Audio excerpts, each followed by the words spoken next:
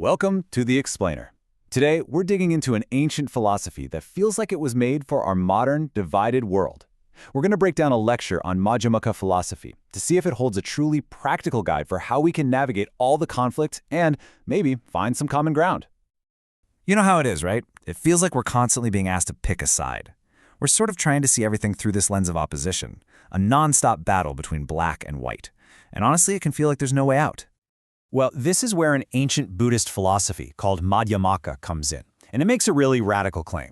Our suffering doesn't come from picking the wrong side. It comes from the simple act of drawing these dividing lines in the first place, and its whole practice is about learning how to erase that. Now look, this is not just some abstract philosophical thought experiment. Madhyamaka is actually designed to be a practical tool, a lens that literally changes how we live, how we act, and how we see the world around us.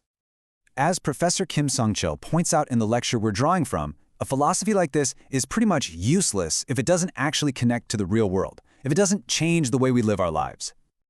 Okay, so let's dive into the core concept here. It often gets called the middle way, but that name, well, it can be seriously misleading. So let's clear up what it really means. Right, so the crucial point to get is that this isn't about finding some bland 50-50 compromise. It's not about settling for the colored gray. It's about something way more profound, completely deconstructing the opposition itself. It's about that moment you realize that black and white actually need each other to even exist. And this is the key term from the lecture, buri jongdo. It literally means the not too middle way.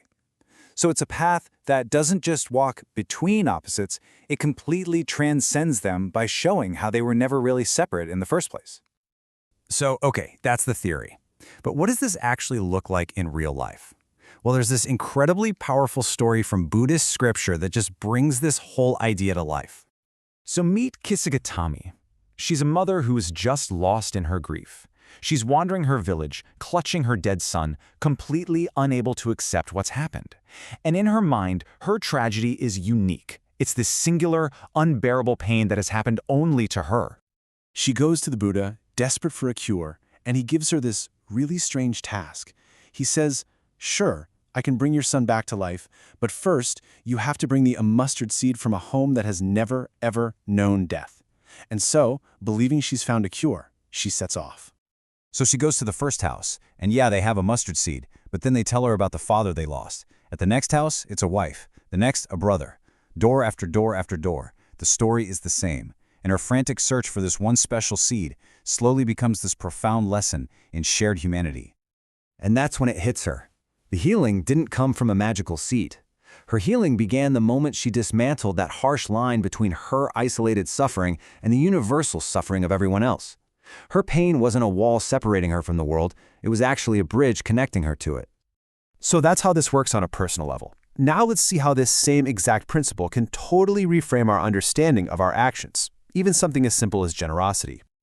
This is the idea of perfect generosity. And it's not just about, giving something away. It's about giving so completely, so naturally that your ego is just totally absent from the equation. There's no patting yourself on the back, no waiting for a thank you.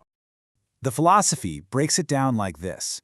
In that perfect moment of generosity, the artificial lines we draw between the giver, the receiver, and the gift, they all just dissolve. The lecturer gives a perfect example. A mother who instantly runs to care for her injured child. She doesn't stop and think, "I am now performing a good deed." She just acts. It's pure, unthinking compassion. And you can apply that same logic to just being a good person.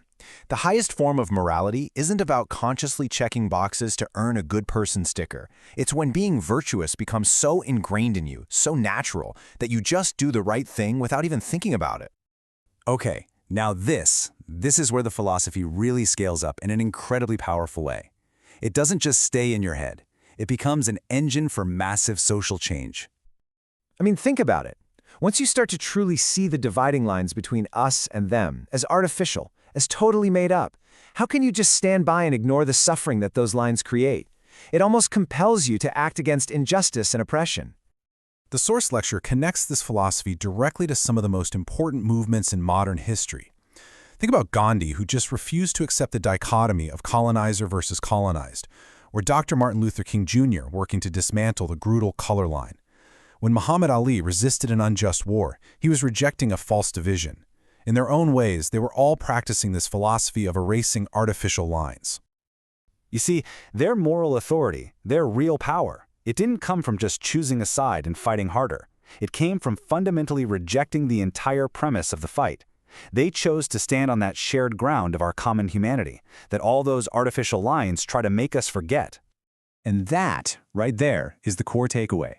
Real transformation, whether it's healing our own personal pain or healing our divided societies, it doesn't come from winning a battle between opposites, it comes from this radical shift in perspective, learning to see the connections where we were taught to only see divisions. And so, that leaves us with a final thought to take with us. Just look at your own life, your own community, your own mind. What's one artificial line? Maybe it's between you and a neighbor, or between two conflicting ideas you hold, or even between you and a part of yourself that's causing suffering. And what would it look like to just start erasing it?